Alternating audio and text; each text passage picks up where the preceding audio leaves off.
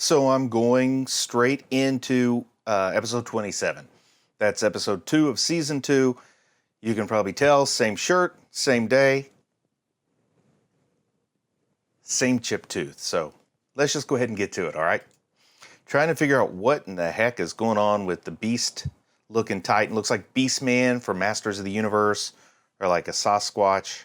Titans just kind of showed up a little bit out of nowhere. He was able to talk, just like in Ilsa's notebook, with that toddler Titan that could talk. But this Titan could actually form complete sentences and stuff. He didn't seem to be struggling with language like that other Titan was. So that's curious, added to the fact that he looks like, well, more like a monster, like a Bigfoot or Sasquatch, maybe a Southland Yeti. We got people on the run going towards Connie and Sasha's hometowns. I think the name of this episode is something like Welcome Home or something. Being pursued by some abnormals that are running like they're having bees in their underpants or something. Like, they have their funny running style. And also, something else that made that King Kong Titan stand apart is that he picked up a horse and flung it, something we hadn't seen before. Looked like he was going to give Mike a chance to live, and then he sicked his Titan buddies on him. Stole his mobility gear. Or at least like the little engine that drives it. Now, having seen episode 1 of season 2, episode 26 that is, I'm watching this intro a little more closely to see if there was a hint to that beastly Titan in there. And it was called the Beast Titan the last episode, so I'm just going to call him the Beast Titan. But yeah, I wasn't expecting to see the Titan in the wall at the end of season 1. Equally caught off guard by a totally different variety or flavor of Titan that I think was beyond my expectations there. Maybe I should, in the comments, a frequent commenter, don't know if he wants to be identified or not, but he said, hey, give these some clickbaity titles. Maybe I'll start doing that. Like that last episode, Hairiest Titan yet? They're showing a lot of bizarre, yep, there he is. That was him that was run with the ghosts of dinosaurs and wells or whatever before. Ghosts or else like, I don't know, holographic constructs or something. I'm Home. That's the name of the episode. Oh, we're starting off back in Trost. Oh, we can see Pixis. Nice to see what Pixis is up to. Well, we didn't spend much time with him. Back in Stohess. I guess they're showing us just all around the realm here. There's Armin. So Armin's making a good point. Would they break walls that actually had Titans frozen within them? And they're pointing out they've broken like gates so far. Yeah, he's pointing out something I did in the very beginning, that they look like poured concrete. Nobody knows how they make, because you can't pour concrete in this world, I'm imagining, especially not a huge pour like the Hoover Dam. Oh, the walls might be made of stone skin. Why didn't I think of that? Armin, you're smarter than me, buddy. My story brother, he's my story big brother. Even though, he's smaller than me, he's smarter than me. Hanji's staring through a microscope. The walls are made of Titan. So, Levi keeps holding himself as if it's his arm that's injured, but I thought it was his ankle that was injured. Did I miss? Of course I missed something. Oh man, Hanji's got the Wallace pastor with her. Armin's a little surprised by that, just like I am. The same guy she was dangling over a wall is now hanging out with her? She describes him as her best buddy now. Yes, stay crazy, Hanji. Stay crazy. Next thing, we're going to see the priest there in some mobility gear flying around. So a gate's opening for the scouts to go out. I guess they're going to check it out, see what's up. I wonder if it's strange to be in a wagon when everybody else is on a horse. Is that like a privilege situation or a punishment situation? Personally, having ridden horses before, I'd pick the wagon. Wagon's a little more comfortable. But you go slower. You go a lot slower. So the Wallists knew about the Titans in the walls. They had secret information, privileged information everyone didn't have. So I wonder how they knew that. Oh, I like this. She's bringing him to convert him away from his religious beliefs to a more universal populist kind of a position. Aaron's freaking out on the guy too. I need to know what you know. He may... Oh, he had a headache with that. That's what happens when you take your bandage off your head. You get headaches. Oh, what's this? Levi got a pistol in his coat. Yeah, he's pulling the old pistol under your coat pointed at your captive maneuver. Oh, I like this speculation too, that maybe what he knows is more important than the fate of humanity. Hard for me to imagine what that might be. But I also am super curious about how he found out what he knows as much as what he knows. Like, how deep does the conspiracy go? Are the Wallace priests just sort of agents of the government from the get-go? Is the whole religion a construct to keep people from finding out whatever this dark secret is at the core of humanity's present state? Oh, is this Sasha's dad? Some guy, Sasha with her appetite for snacks. Yeah, sometimes I forget her defining trait in her first few appearances were her urge to eat no matter what. Oh, ho, ho. I like this. Punch with one hand, have a nice snack with the other.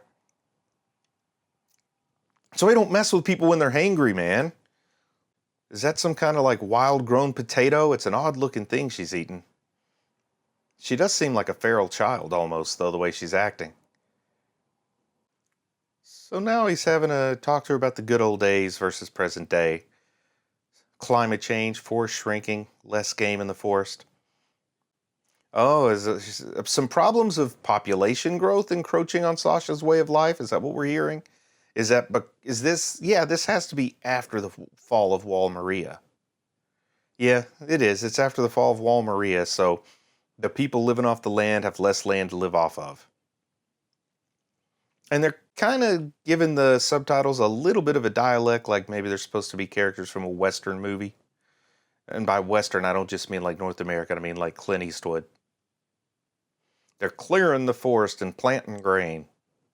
Oh, they want to give up living off the land and turn to urban living?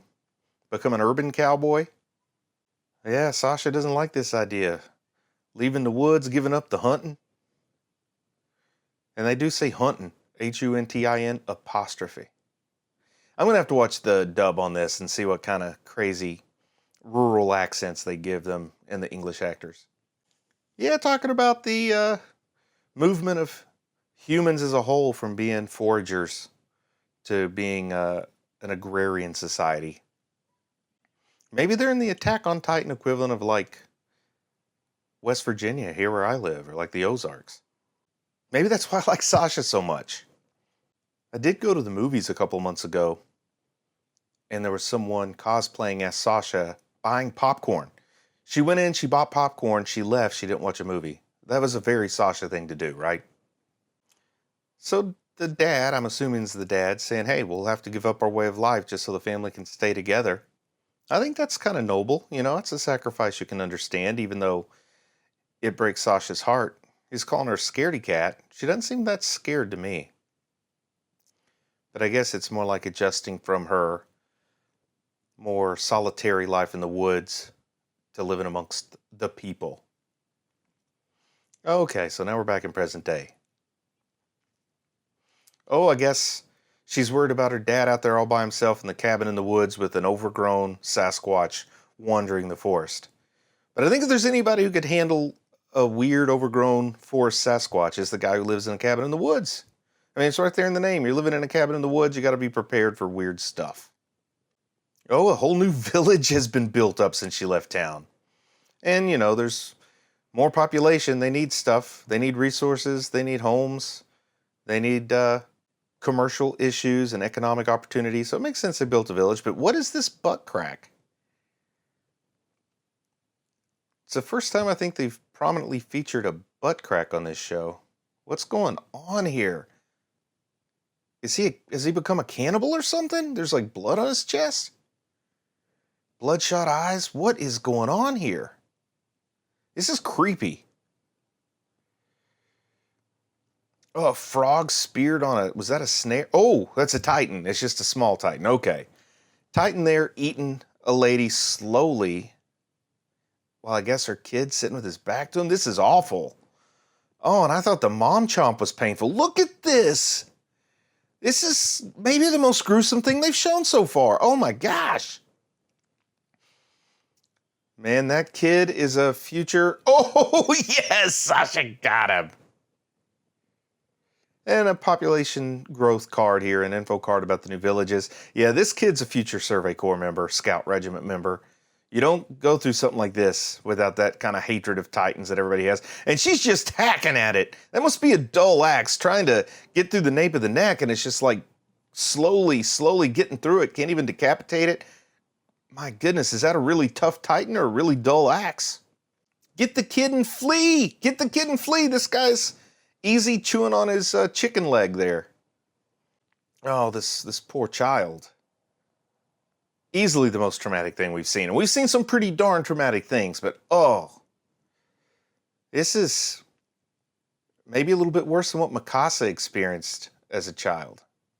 I think this child's like so in shock she can't talk or anything. Oh, wait, she just talked. Okay. Sasha's freaking out a little bit. Understand? Oh, no, the horse is getting away. Oh, you lost your means of conveyance. Ah, nice whistle, Sasha. Well, this little girl, maybe she's seen some stuff. Because this child is either in such shock that she can't react, or else she's just seen some stuff. She's numb to this at this point. This is a creepy little girl, too. Maybe it's a ghost. Oh, we're going to find out this little girl died 200 years ago. You're running with a ghost. Yeah, get over the bridge. Titans are clumsy unless it's a Transformer Titan. Oh, no. Oh, no. Yeah. Oh, he's still making it over. Oh, I was hoping he wouldn't make it over. Is this enough of an obstacle to stop this slow-moving, not very large at all Titan? So this is a trait I haven't picked up on before, but everybody's saying Sasha is overly polite. You know, I've been accused of being overly polite at times. And if you gotta have a flaw, why not let it be a nice flaw, you know? But I didn't pick up on this on season 1, that she was polite in the extreme. And also calling her an idiot. They're really trying to get a negative reaction out of her. But Sasha has a handle on things, huh? Amir! Whoa! This character's named Amir! Right? Did I see that correctly? So this goes back to Ilsa's notebook. This can't be the Amir, though, right? Maybe just named after Ymir? Oh, Sasha's still polite after that verbal dressing down. And this is Krista, right? Good job sticking up for Sasha. Yeah, chase your bliss. You're not hurting anybody, Sasha. If being nice makes you happy, it's nice to be nice. Unless somebody's a bowl cut, then you gotta kind of roast them for about 7 minutes before you realize it was your mistake and then feel guilty about it afterwards. Yeah, Sasha's laughing kind of out of the blue here. Maybe she's laughing because I don't know what she was laughing about. But now we're back with her and the ghost girl running from the slow-moving, not too large Titan. She's got a bow and arrow. What's she going to do with a bow and arrow? If you hacked away at it with an axe and you didn't kill it, I don't know what the bow and arrow is going to do unless you got like a stick of dynamite to put on the end of it. That might be interesting. But still, you got to get the weak spot for it to work. Oh, so she's sending the ghost girl off by herself and she's going to stay behind and fight the Titan? You know, that is a sweet, sweet, noble, admirable sacrifice you're about to make, Sasha. But I want you to stick around on this show. I want to see you live to eat another potato. Come on, you got this. I want to see what she does. Fly, ghost girl, fly. Run, Forrest, run. Ooh, nice shot right in the throat. But a jolly lot of good that's going to do you, Sasha. Oh, good idea. Blind it. So we'll see just how good an archer Sasha is here. Can she hit a Titan in the eye? Well, not that time. Uh-oh, 2 arrows left, and the Titan has 2 eyes. She got to get it done here. Got to get it done here, Sasha. And boom! Yeah, nice shot. Just like Hawkeye would have done it. And I'm referring to the character, the surgeon from MASH, not the Marvel character. Ooh, let's do it again. Let's do it again. You know, they say wait till you can see the whites of their eyes. I think that's extra relevant here. Was she pulling a Luke Skywalker, closing her eyes and letting the Force guide her shot? Nope, she's opening them back up. What in the heck? She's gonna stab it! Yeah, I love some unbridled fury now and again. Nice move, Sasha. I give you a golf clap for that one. Good move. Oh, he's trying to give her a deadly bear hug while this is going on. Nice, punched up the chin, just like we saw her do with the punch and snack earlier. The blood made her slippery. Ooh, that's gross. Ooh, it's gross. Where's the horses? Oh, is that her dad? Family reunion. She's like a deer in the headlights there. We even had a little sun come out from behind a cloud to give us that deer in the headlights effect. Well, somebody's claimed the ghost girl. Maybe she's not a ghost. This is where they say, oh, we heard the story about that girl. She died 27 years ago. But apparently she didn't. She's still here. Who would have thunk it? Yeah, using that rural lingo here. Definitely going to have to check out the dub on this episode. He says, you're with the Y-E-R. I'm loving it. So is Sasha just going to stay here? Do you think she's done with the Scout Regiment? Survey Regiment, Scout Corps? Guess lucky for her was one of the smaller Titans. There's probably people in the NBA taller than that Titan was. I guess this is Connie's hometown, and it is a wreck. Oh, man. You can understand his anguish. I guess he did like his hometown. There's a town I won't name that I lived in when I was a child that, Titans take it over. I'd probably say good riddance. But I'm not Connie. Connie's a better man than me. Oh, thinking of all his childhood friends. Hoping they haven't been chomped. Uh-oh. Creepy face Titan. Is he going to move? Titans never blink, do they? That's probably part of why their faces are so creepy. Who would have killed that? How would a Titan be killed? I mean, I know how a Titan would be killed, but I'm imagining this town didn't have anyone capable of doing that. Oh, and there's Elvis Presley, blonde Elvis. Elvis Presley was a natural blonde and dyed his hair black, so I'm just going to call this natural Elvis. Uh-oh. I saw a twitch. Oh, ribs popping out. This looks like a failed transformation. This looks exactly... Oh, and it ends. It always ends. It always ends when I'm just really clicked into it. This show knows how to retain an audience, doesn't it? Oh my goodness. Crazy stuff. Loving these first 2 episodes. Really, shifting the gears a little bit, building new mysteries, giving us other things to ponder and wonder. I'll have a nice full review of episode 1 and 2 coming up soon. I think I'm going to do 2 episodes at a time because I don't know how the arcs are broken up. Like in season 1, they all had like part 1, part 2, part 3, etc. I'm not seeing that here, so I'm probably going to do 2 at a time. And then at some point I'll have to do either 1 alone or do a thing of 3 to get through the 13 episodes. But next video up, good Lord willing, should be my Anime Dad review of episode 26 and 27. Will the tooth be fixed? Probably not. Who knows? Talk to you soon.